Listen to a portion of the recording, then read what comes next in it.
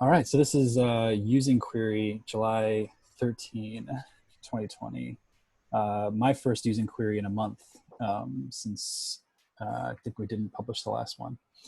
I think we briefly spoke about an agenda as a team this morning, most of which I think will be driven by Chris, but I wanted to let everybody say hi to Sunny, who is a pretty new Qri user who found us through the Twitterverse, I suppose, and built an app on top of a data set that Chris has been publishing and updating weekly, the MTA turnstile data. So transit numbers from people who are coming in and out of subway stations.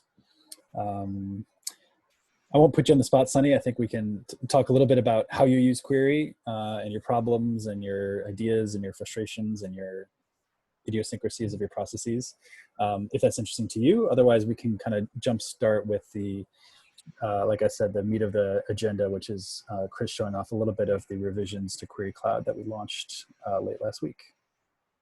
Awesome. Yeah, I can talk briefly about that. So yeah, so I launched a website. It's subwayridership.nyc, and basically I guess it was a few months ago, I saw that Chris has been publishing weekly aggregate data of turnstile entries that MTA has been putting out, but it's in a not really usable format.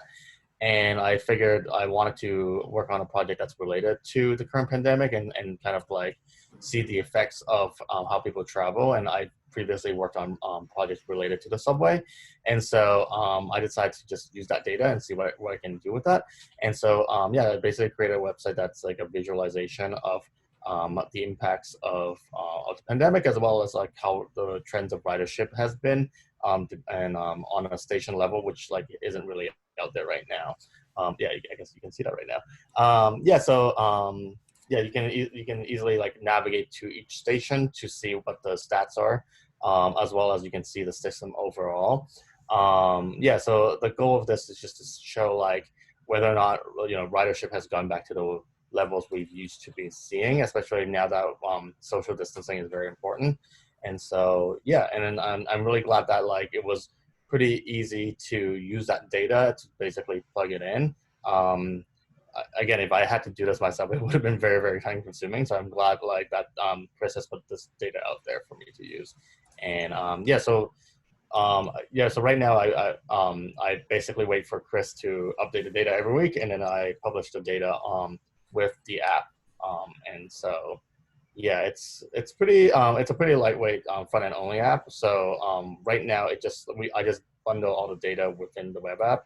But I have plans to add like more backdated data from previous years, and so I've been working on trying to change the structure of that. Yeah, that's basically it. Love that last chart that we saw. It's amazing. That's basically the same graphic I tweet out every weekend. I just make it in the Google sheet, but it's just so like striking to see it. And then every week it just gets longer and longer. We can, it's like try and extrapolate out how much time it will take at this rate to get back to normal. Although I'm sure we'll see some interesting fluctuations. I'm also behind on the update, which is supposed to happen over the weekend, but I'm going to be doing it like right after this call.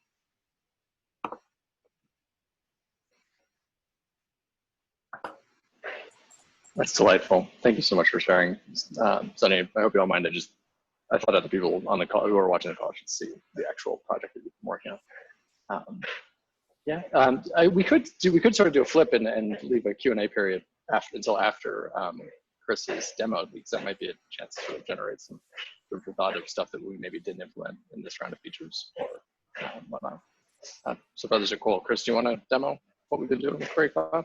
Yes, I do. Give me about 10 more seconds here, because I am actually using another feature, which I'm probably not going to show, which is our admin panel, to quickly add a featured data set. So if this works, then you'll see it right when I start my demo. It looks like it worked. So let's go, and let's start my sharing right now. Screen share, and let's pick Google Chrome. Okay, welcome to the Data Bazaar. Can everyone see my screen? Beautiful. Cool. So yeah, you'll see, we've just fresh coat of paint and some new design ideas here. But just like it was before, we're kind of leading with this giant, big, fat search button. Or search box. We want people to be able to come here and find data. We want to make data discoverable. And then once you find the thing that you're interested in, we want to tell you more about it than any other place that's ever published data can tell you, including what's changed over its revision history and sort of what people are saying about it and chattering about and that sort of thing. So I'm just going to scroll down this front page here. Featured data sets. If you were a Qri Cloud user before, you probably saw that we had added a few, but we hadn't had a means to update them quickly. So part of this last push was just to have us a nice little graphical interface for the admins so that we can go and add stuff. So the turnstile counts data set that you see here was literally just added right before I started sharing my screen. So it's working like a charm. And you can see these kind of new layout we have for the for these like cards that describe a data set. And the in monospaced font here, we've got the data set reference, which you can copy if you're going to do any command line stuff and pull info in this data set. And then the biggest feature here is the title, which is probably the most important, and then the meta description goes underneath. So you can probably get a feel for this data set and decide whether you want to make this click, and then we tell you some more information about tags and the size of the data set, when it was last updated, that sort of thing. So this is kind of the high level picture of a data set that should let you decide whether you want to go further. And if you think something's missing from here, we'd love to hear about it. We've also got a fancy new little download counter here, so you can start to get some idea of popularity of these data sets. Which ones are, so the clock started on these, the counter started on these Friday afternoon. So now it's a race to see who can rack up the largest number of downloads, and turnstile counts is up there, and so is World Bank population at this point. So keep scrolling down. We added some content we pulled from Qri.io, but we just kind of wanted to connect the dots a little bit more and say, okay, this is interesting, there's data, but like, what's Qri all about? So we want to give you some teaser feature information here so you can decide whether you want to learn more about versioning, sharing, and automation. Go check out our docs. And then following that section, we've got recently published data sets. So this is basically the same layout as those cards you saw above, but they're in a list view. So it's all the same content, it's just kind of less squished. And this is what all of our lists are going to look like. So this is what the users data sets list will look like. This is what search results will look like. But anything that you publish, as any user on Qri will probably show up here first, and you can come here and check it out and hopefully get some traffic to your data set. And then another sort of call to action here for downloading desktop. And then last but not least, our footer is basically the same footer, or exactly the same footer as on Qri.io. So we have a little more design consistency across the platforms. So I'm going to go ahead and click on the turnstile counts data set, which is the one Sunny was talking about. And this is our new data set preview. So you'll see here we've got this nice big blue header up here. And this will be at the top of the screen for all views related to this data set. So you can see we're on the preview tab, and there's also a history tab. There's also coming soon, which we're building as we speak, going to be an issues tab. But up here at the top, we've got must-have quick access to these important features like the ability to download. So this is now a new feature in Qri Cloud where we're not requiring you to use CLI and learn how those commands work, or even download software. If you just want to get your hands on the data, you can click on this button, and here comes the data set. So it's a zip file. It's going to have the CSV in it, along with the meta information as a separate file, the structure as a separate file. So it's all the query stuff that makes a data set packaged together into a zip file. You can also click this pull button, and we've got some handy dandy copy, quick copy things here. So we can copy the full data set reference if we wanted to use it with CLI, or just paste it in the desktop. And then here's the actual command from the command line if you want to do query pull, and you can copy that. And query pull doesn't actually work yet, but it will very soon. And then here's some links to get Qri CLI and get desktop. So kind of these like full featured drop downs that show you more about what you can do with this data set. And then if we scroll down to the meat of this preview, at the top here we've got top, high level information about the data set. One thing we added here is this line that's got the last commit message. So we can quickly see the 7 characters of the hash, which reinforces that we are looking at a version control system here. We have a nice little commit message memo here, so we can see what happened, and that was committed 7 days ago. And then we go into the components, and we basically made the decision that the README and the body preview are probably the main event here. That's how you're going to get most of your information at this point. And if you scroll down, the README, it's just markdown text. This is all also refactored style-wise to look a little more familiar for a markdown rendering. You can see we've got meta and structure, which are also, they're both zipped up by default. So we figured that these are secondary, but at least we want people to be able to access them. So if I click on meta, I get a nice little key value table here with the information in it. And if I click on structure, same sort of thing. This data set has well-defined descriptions for all of its columns. So I can get an idea of what these different columns are. And this is the kind of thing where if you haven't filled out the descriptions for your columns, people will open this and maybe they'll say, hey, I wish I could contribute back, or at least help you define all of your columns, and maybe they can open an issue later and help you out with that. And then last but not least is the body preview. So small improvements here, but like you can see, we've got a nice little sticky header. I don't think I can scroll left and right on this one, but the numbers on the left for the rows, and then the header stays put, and you can get a feel for what's inside the data set. So plenty more improvements we can make there, but these are just this is now what a data set preview looks like. Looks good on mobile, looks good on tablets. So I think we're in pretty good shape there. Next tab is the history tab. So this is new, and this is the commit history for this data set. And if we go back in any one of these, we can actually click on, and if you check out the URL, you'll see now we've got this long commit hash. We're actually looking at a historic commit for this data set. We can see the different commit message, and that this happened 3 months ago.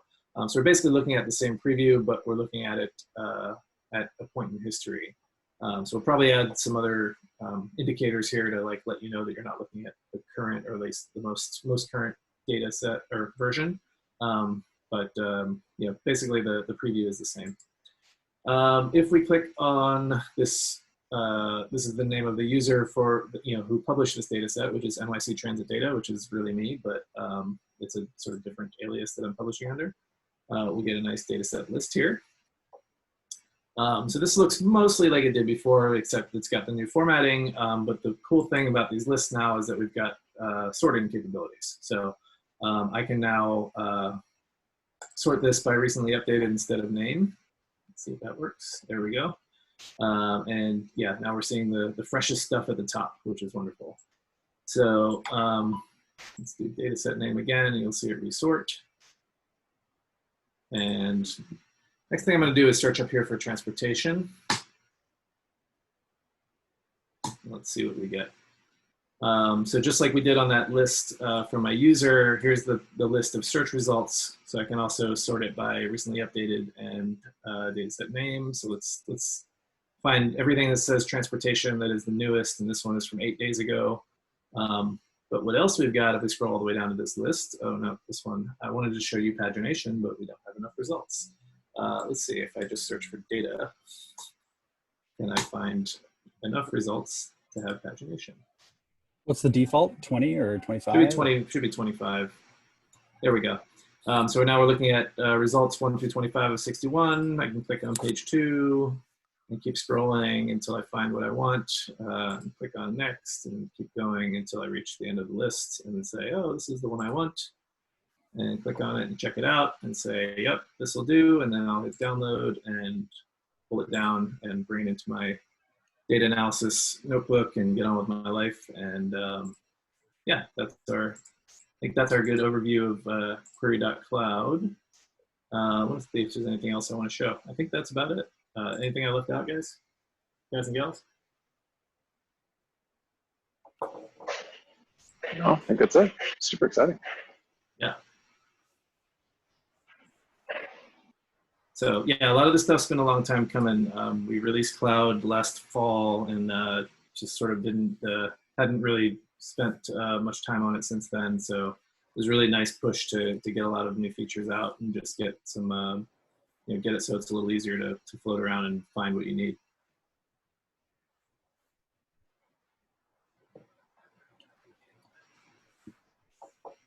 Lovely. Chris, you mind killing screen share? Sure. Yeah. To unite the previous conversation with the, well, sorry, B5, did you have something else? No. I was going to do exactly what you were going to do. Okay. To unite the previous conversation with Sunny to the demo with Chris, one thing Chris had heard a lot, and we'd heard inbound from users, was sort of some confusion about how to get a data set from cloud itself. And this is something Sunny ran into. We made him download the app, which he did, and he had a little trouble with that. So fortunately for us, he was sort of pretty familiar with the command line and ended up using tools from the command line to get the data set he needed.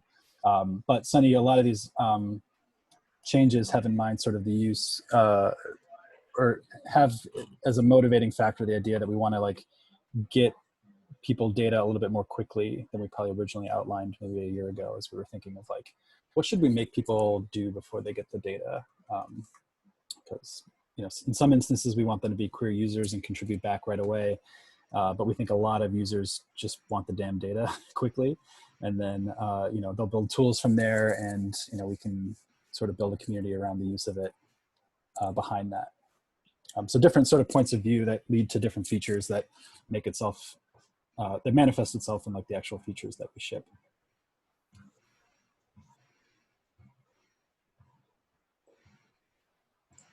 Yeah, I think like during our conversation last week, I mentioned like having a download button, so it's kind of awesome that it's there. That was definitely like the thing I was like looking for when I like first got to the page. Is like, wait, how do I actually get this data? It's like, do I have to like download all this app to do it? But it's great that like now there's a way to do it if you just need it like once.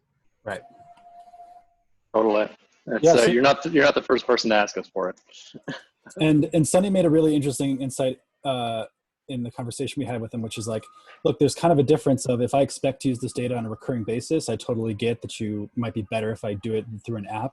But if I'm just trying to check the data out once, or I'm kind of using it for a one-off project, I feel a little less excited about having to download an app just to take a look at it. And so that was really helpful feedback. Absolutely. I think it's yeah, and I think from here there's some like interesting stuff that is in the works, as Chris mentioned. Just to give a preview of what's coming next, we're definitely trying to launch issues. Don't know if that I mean we'll see as soon as we can, and issues will work very similar to the way they work on GitHub or other sort of issue tracking oriented systems, where you can not just go to the data set, download it, but actually comment on, I wish this were formatted this way, and actually get a discussion going with the publisher or other consumers of the data set. From there, there's sort of, and I think we'll be very excited to talk about that when it launches, because we'll actually be able to sort of play with the implementation and understand where it can be improved or what directions we want to take it. But I think there's also like questions about what to launch next on cloud, or what we think is more interesting. And we've kind of discussed two things internally that I'd love to just sort of put out for others. Chris and I have been talking about sort of two big features that would be nice. One is like, hey, can I get some sort of diff summary of what changed between two versions? And then the other thing that would be really nice is being able to edit the metadata of a data set that you published, and just being able to sort of like use Qri Cloud to update that data set right within a web view without actually needing to sort of like go to some other system. So those are the two. Both of them are pretty big in terms of their technical hurdles, and what we actually have to do in the background to make them work. So I'm interested in hearing from others what they think would be more valuable or useful in the long run.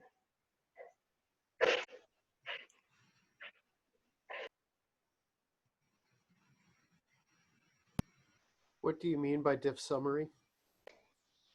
Basically saying, cool, between these two versions, what's the difference? What changed? And so I can actually see. I don't think that we want to get into the, I don't know how we're going to do this in terms of like, we may just say if the diff is too big, or you're trying to compare two data sets that are too large, then we won't do it, because there's sort of a bounding issue.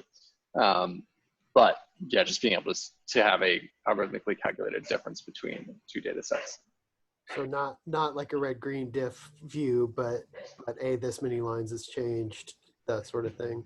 Potentially a red-green diff view. We just, we've been doing a lot of work on this around when that stops being useful. Basically, Yes. when you start looking at 7,000 red and green lines intermingled, it's a little less functional. But when it's, it's less than 100 changes, it's really useful. It's not it's actually the expensive bit is actually the calculation, not the display. But we don't worry about the details for now. I'm more interested in understanding what would be more interesting to see and what we should be building next. If I can opine on that, I mean, if you look at publishers versus consumers, I think you're always going to have a much more giant bubble of people that are interested in consuming than are in publishing. I think I predict that will just always be the case. And when you look at it from that perspective, the differ serves a lot more people than the metadata editing. And I would even also argue that metadata editing is on its own is less valuable if you can't also create a data set from scratch on Qri Cloud, which is when I think of the GitHub analogy, I can make a new repo, I can initialize that repo with a README, and then I can quickly type up the README, in the web UI, and I can forget about it for a week, even if I'm not writing any code, but I at least made a stub. And I can do a lot in the UI that is that is helpful. I'm not writing any code in that UI, but at least I can do some stuff there. I think in terms of data sets, the only way to get data on Qri Cloud right now is to already be familiar with either our CLI or Qri Desktop. And if you are familiar with either of those two things, it is not much more effort to set up your metadata and republish, which is how it's been designed to work so far, which makes me say until we're lowering that bar enough that you can literally drag a CSV into Qri Cloud and you have published it. I feel like the metadata editing would not be as valuable until that's a thing. That's my opinion.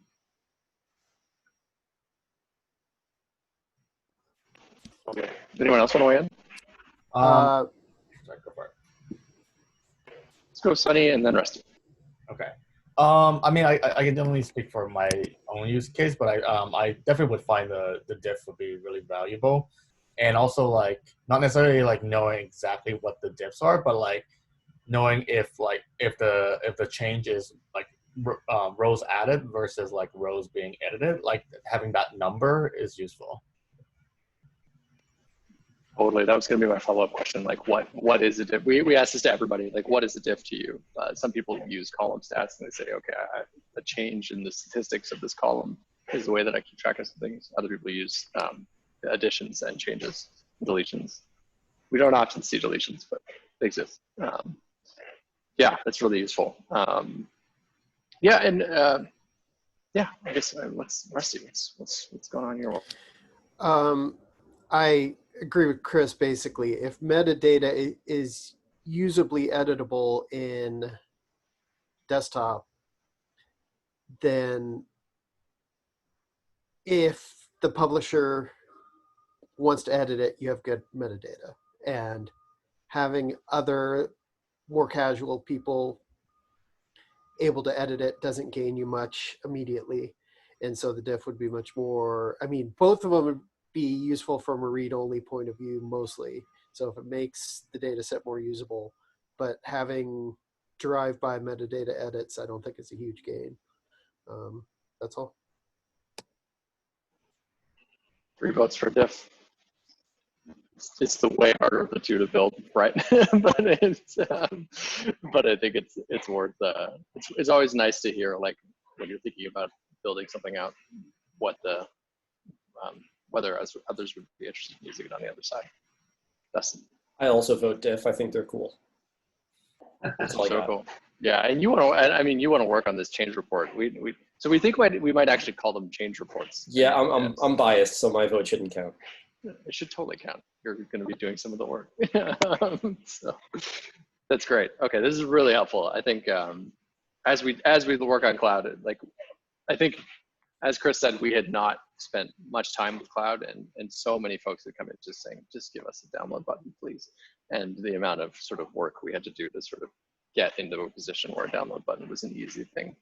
Gave a whole bunch of like benefits along the way. We improved the way that the CLI does export. We're now transitioning towards using the query get command instead of export in general, because we're finding some users that were using export when what we really wanted them to use was get, and there was a lot more value out of get. It's like often you have this scenario where you just want the data, you don't want the metadata and all the other stuff. You can do query get body, and that gives you just the data type thing. And then that translated into some benefits for cloud, and we found a whole bunch of other sort of like a slew of changes and fixes along the way, just trying to get that download button to surface properly. Yeah, on top of that, we've now surfaced a whole bunch of better mechanisms for updating clouds. So ideally, updates will roll out a little quicker, and I really can't wait to talk about issues in the next call on that, when those sort of get rocking and rolling. Yeah, that's really great. Beyond that, I think I just opened the floor. Do others have any questions, things that are confusing, stuff about using query that they'd like to chat through? Is there anything pressing issues of business? No question is too small. No thought is too fleeting.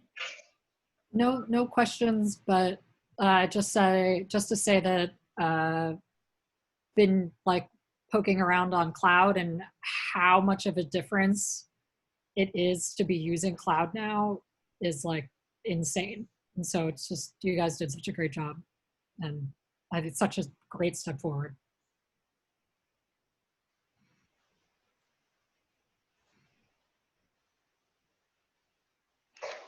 Yeah, it's awesome. I can't believe like before this we didn't even have history. Like you couldn't even look at history on cloud, which is like kind of mind blowing. It's just even knowing like the dates of when stuff changed, I think is like, yeah, and like even just for us as devs, testing things like, I don't know, I've been working on push pull and all this log sync stuff, and even just knowing what exists up there, and am I crazy for, I don't know, it's just, there's a lot of good sanity checks that for devs that cloud is working in the way that it is now. Oh, I completely agree. Very cool. Yeah, then I think with that, anyone else? Any other questions? No. Lovely. Next call is Friday. This week we're going to try and get out a release of Query Desktop that brings stuff up to date, which we're very excited about. The issue stuff will hopefully launch as soon as we can. And then beyond that, I think that's kind of all the news that's fit to print. But Friday will be the building query call. We'll sort of get into the weeds on, I think, a few bits and pieces. We have to improve the way that publish works. That's sort of like a standing thing that we have to talk about as a team. But yeah, join us Friday if you're interested. Otherwise, thank you so much, everybody. Delighted to see all your faces. Thank you, Sunny. Thanks. Thank you, everyone. And join us anytime, Sunny. If you have an issue, if you have a problem, we're here. Right on. All right. See you, everybody. Bye, everyone.